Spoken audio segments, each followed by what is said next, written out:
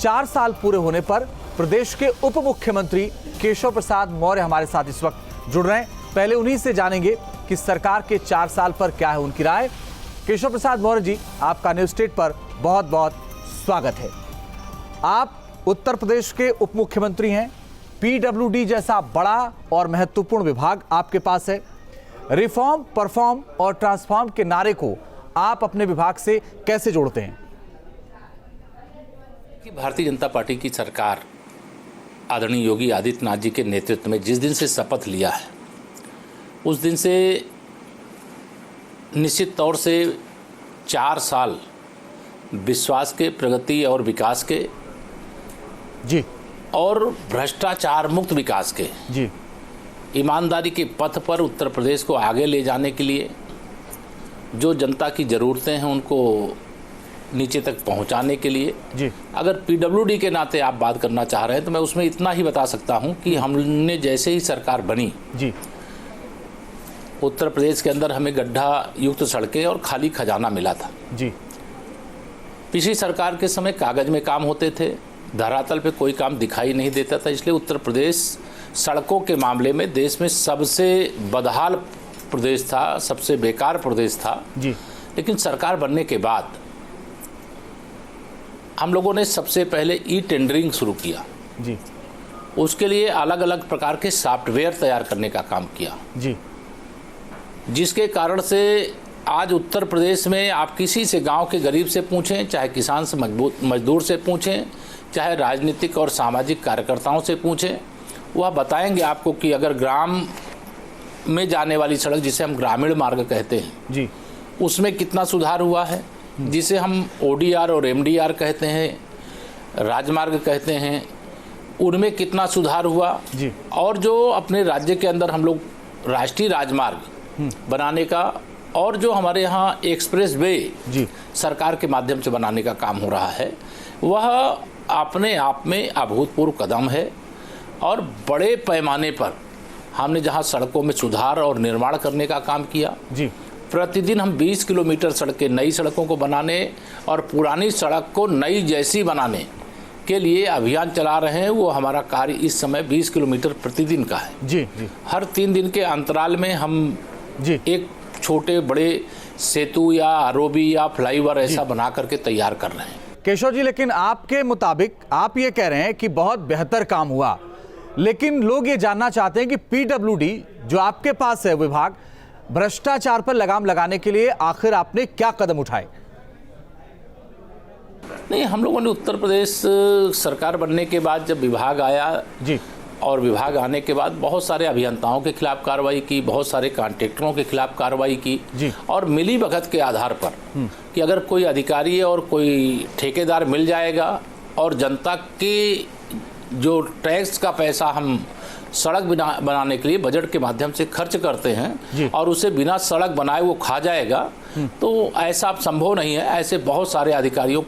की सेवा से बर्खास्तगी से लेकर के और ऐसे कॉन्ट्रैक्टरों को काली सूची में डालने से लेकर के ब्लैक लिस्ट में करने की दृष्टि से हम लोगों ने जरूरी कदम उठाए हैं। उसमें सैकड़ों की संख्या में अधिकारियों के खिलाफ दंडात्मक कार्रवाई भी की गई है, सैकड़ों की संख्या में कॉन्ट्रैक्टरों के खिलाफ भी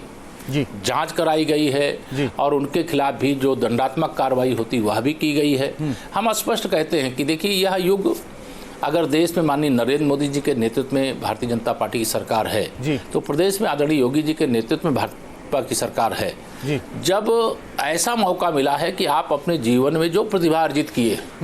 जो जिस क्षेत्र में काम करता है, अपना सर्वश्रेष्ठ प्रदर्शन आप कर सकते हैं, तो ऐसे समय में अगर गलत रास्ता अपनाएंगे तो बख्शा भी नहीं जाएगा और अच्छा काम करेंगे तो हम सम्मानित करने से, पुरस्कृत करने से,